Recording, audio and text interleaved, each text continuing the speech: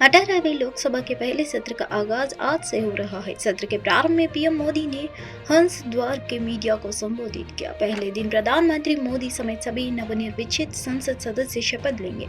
लोकसभा के पहले सत्र के दौरान राष्ट्रपति द्रौपदी मुर्मू भारतीय जनता पार्टी के विधायक भर्तृहरि महताब को लोकसभा के प्रोटेम स्पीकर के रूप में शपथ दिलाएंगे। इसके बाद महताब पीएम मोदी को लोकसभा के नेता के तौर पर शपथ दिलाएंगे। पीएम मोदी ने अपने भाषण में कहा कि सभी सांसदों से देश को बहुत अपेक्षाएं है। देश की जनता विपक्ष से इच्छा कदमों की उम्मीद रखती है, लोकतंत्र की गरिमा को बनाए रखने की अपेक्षा करता है। मुझे पूरा विश्वास है कि इस पर विपक्ष खरा उतरेगा। लोग सस्टेन चाहते हैं, स्लोगन नहीं चाहते। भारत को गरीबी से मुक्त करने में बहुत बड़ी सफलता हम हासिल कर सकते हैं। हमारा ये सदन संकल्प का सदन बने है। 18वीं लोकसभा का पहला सत्र सुबह 11 बजे शुरू हो गया है। नई लोकसभा की बैठक से पहले बीजेपी और कांग्रेस के दो सांसदों के बीच सोशल मीडिया पर तीखी नोकझोंक देखने को मिला है।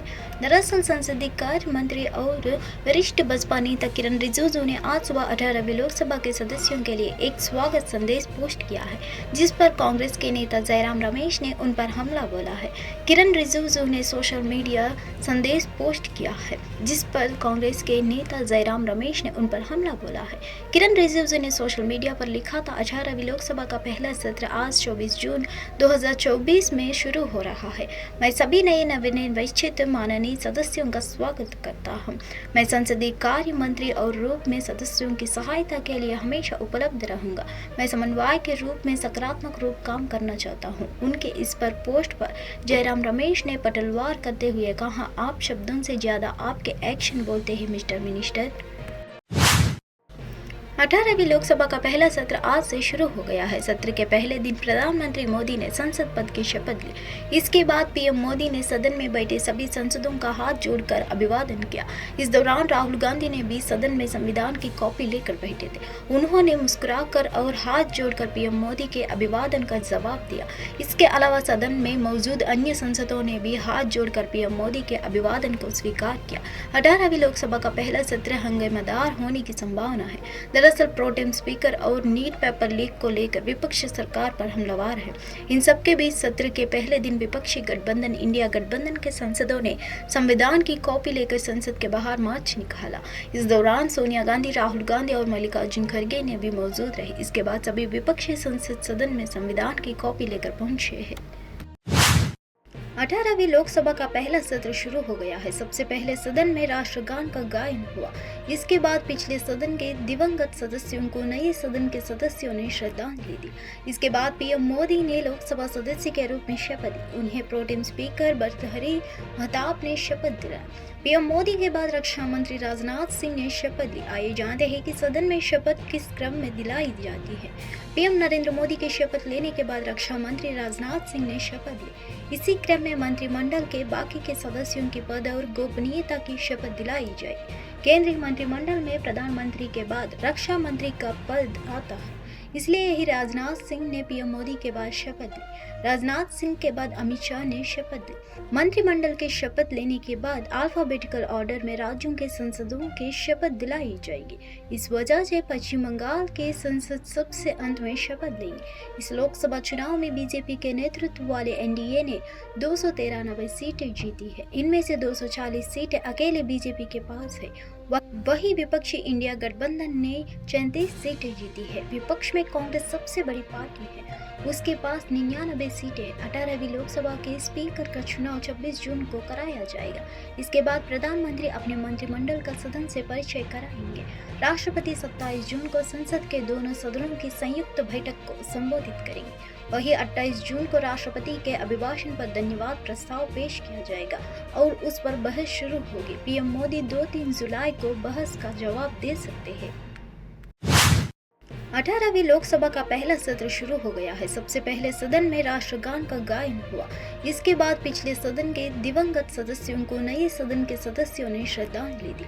इसके बाद पीएम मोदी ने लोकसभा सदस्य के रूप में शपथ ली। उन्हें प्रोटेम स्पीकर भर्तृहरि महताब ने शपथ दिलाई। पीएम मोदी के बाद रक्षा मंत्री राजनाथ सिंह ने शपथ ली। आइए जानते हैं कि सदन में शपथ किस क्रम में दिलाई जाती है। पीएम नरेंद्र मोदी के शपथ लेने के बाद रक्षा मंत्री राजनाथ सिंह ने शपथ ली। इसी क्रम में मंत्रिमंडल के बाकी के सदस्यों के पद और गोपनीयता की शपथ दिलाई जाएगी। केंद्रीय मंत्रिमंडल में प्रधानमंत्री के बाद रक्षा मंत्री का पद आता है, इसलिए यही राजनाथ सिंह ने पीएम मोदी के बाद शपथ ली। राजनाथ सिंह के बाद अमित शाह ने शपथ दी। मंत्रिमंडल के शपथ लेने के बाद अल्फाबेटिकल ऑर्डर में राज्यों के सांसदों की शपथ दिलाई जाएगी। इस वजह से पश्चिम बंगाल के संसद सबसे अंत में शपथ लेंगे। इस लोकसभा चुनाव में बीजेपी के नेतृत्व वाले एनडीए ने 293 सीटें जीती है। इनमें से 240 सीटें अकेले बीजेपी के पास है। वही विपक्षी इंडिया गठबंधन ने 34 सीटें जीती है। विपक्ष में कांग्रेस सबसे बड़ी पार्टी है, उसके पास 99 सीटें। 18वीं लोकसभा के स्पीकर का चुनाव 26 जून को कराया जाएगा। इसके बाद प्रधानमंत्री अपने मंत्रिमंडल का सदन से परिचय कराएंगे। राष्ट्रपति 27 जून को संसद के दोनों सदनों की संयुक्त बैठक को संबोधित करेंगे। वही सुप्रीम कोर्ट ने दिल्ली के कथित शराब घोटाले से जुड़े मनी लॉन्ड्रिंग मामले में सीएम अरविंद केजरीवाल की जमानत पर अंतरिम रोक लगाने के हाईकोर्ट के फैसले के खिलाफ याचिका पर सुनवाई 26 जून तक टाल दी है। जस्टिस मनोज मिश्रा और जस्टिस एसवीएन भट्टी की अवकाश शेलिंग की बेंच ने कहा, इस मुद्दे पर हाईकोर्ट के फैसले का इंतजार करना चाहिए। सुनवाई के दौरान जब केजरीवाल की ओर से पेश अभिषेक मनु सिंघवी ने हाईकोर्ट द्वारा जमानत पर रोक लगाने के फैसले पर सवाल उठाया तो बेंच ने कड़ी टिप्पणी की। दरअसल सुनवाई के दौरान सिंघवी ने कहा, एक बार बेल मिलने के बाद हाईकोर्ट को रोक नहीं लगनी चाहिए। उन्होंने कहा, हाईकोर्ट आदेश पलट देता तो केजरीवाल दोबारा जेल चले जाते, लेकिन अंतरिम आदेश के जरिए बाहर आने से ही रोक दिया गया। अगर ईडी की याचिका खारिज होती तो मेरे समय की भरपाई कैसे होगी?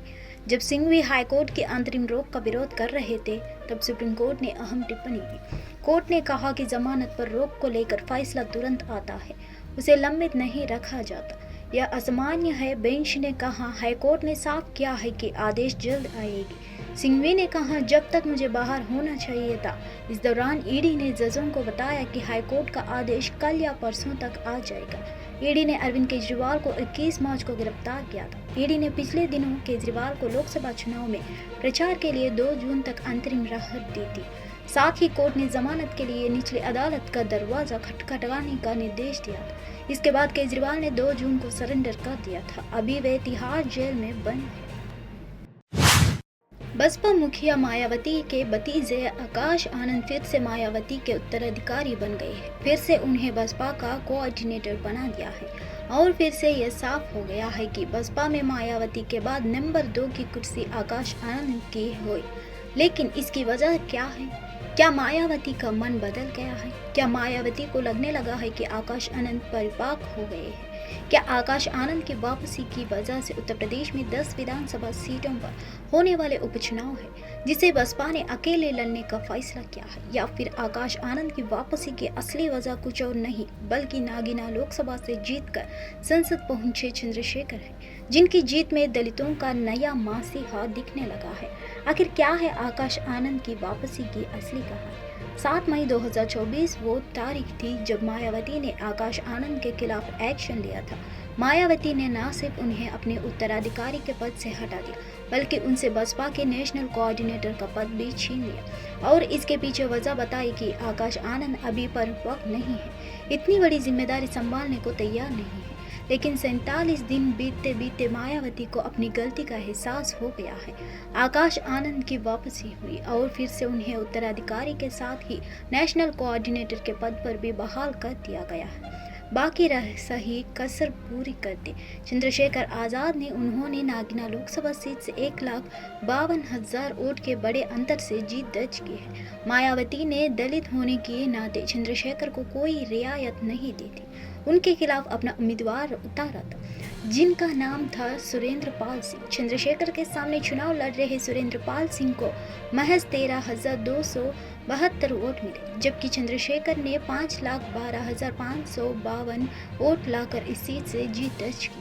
और इस जीत ने यह तय कर लिया है कि अगर उत्तर प्रदेश में दलित राजनीति का कोई चेहरा है तो वो चेहरा अब चंद्रशेखर है, मायावती नहीं, जिन्होंने अपने चुनाव प्रचार की लाइन ही रखी थी, कांशीराम जी के सपने। पीएम मोदी आज जब 18वीं लोकसभा के पहले सत्र के लिए सदन में दाखिल हो रहे थे तब पीएम मोदी मुस्कुराते हुए नजर आए। पीएम मोदी के सदन में दाखिल होने पर वहां मौजूद बाकी सांसद उनके स्वागत में खड़े होकर तालियां बजाते हुए नजर आए। वहीं पीएम मोदी ने भी हाथ जोड़कर सांसदों का अभिवादन स्वीकारते हुए दिखे। इसके बाद पीएम मोदी ने संसद पद की शपथ ली। 18वीं लोकसभा के पहले सत्र से पहले पीएम मोदी का संबोधन हुआ। इसके बाद पीएम मोदी सदन पहुंचे, जहां पीएम मोदी का जोरदार स्वागत हुआ। पीएम नरेंद्र मोदी चेहरे पर मुस्कुरान लिए दाखिल हुए। इस दौरान वहां मौजूद सांसदों ने पीएम के स्वागत में तालियां बजाई और नारे भी लगाए। सदन में मौजूद बाकी सांसद संग राजनाथ सिंह और अश्विनी वैष्णव पीएम को नमस्ते करते नजर दिखे। वहीं जवाब में पीएम ने भी हाथ जोड़कर उन्हें प्रणाम किया। 18वीं लोकसभा के पहले सत्र में पीएम मोदी मुस्कुराते हुए पहुंचे। वहीं दूसरे छोर पर राहुल अखिलेश एक साथ बैठे हुए नजर आए। 18वीं लोकसभा के पहले सत्र की पहली बैठक में प्रधानमंत्री मोदी ने सदन के सदस्य के रूप में शपथ ग्रहण करते हुए है।